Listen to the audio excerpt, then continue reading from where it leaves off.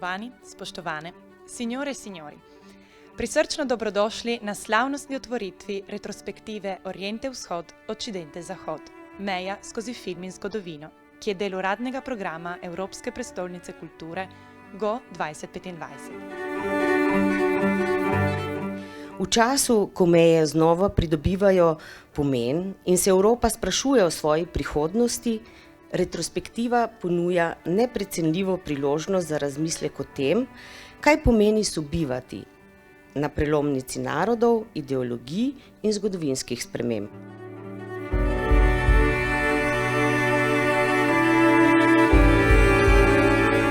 Dobrodošli v regiji,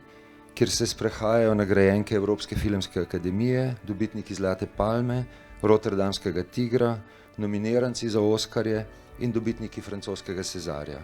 Zato, ko pošiljamo naše filme in njihove avtore in avtorice na vzhod in zahod, ne pošiljamo le nostalgičnega spomina na čase, ko je bil film še večji od življenja,